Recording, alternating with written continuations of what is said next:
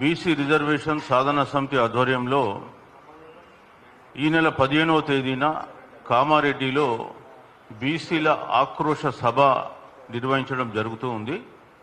ఈ ఆక్రోశ సభకు సంబంధించి కామారెడ్డిలో ఎలాంటి అరేంజ్మెంట్ చేసినాం, ఈ సమావేశం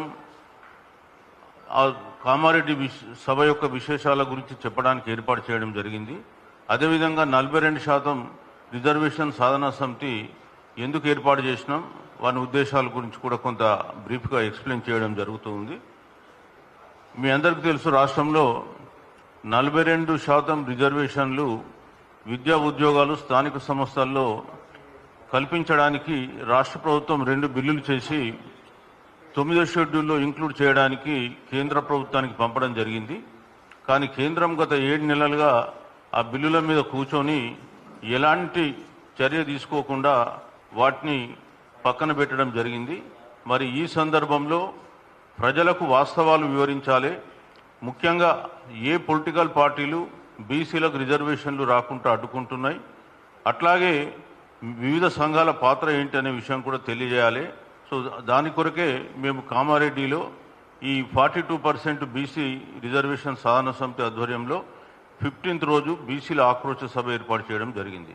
ఇందులో 42% రిజర్వేషన్స్తో పాటు ఇప్పుడున్నటువంటి రాష్ట్ర ప్రభుత్వం 2023లో అప్పటి కాంగ్రెస్ పార్టీ పక్కన ఉన్నటువంటి కర్ణాటక చీఫ్ మినిస్టర్ గారిని పిలిచి సిద్ధరామయ్య గారును బీసీలకు హామీలని చెప్పేసి కామారెడ్డి డిక్లరేషన్ ఇచ్చారు.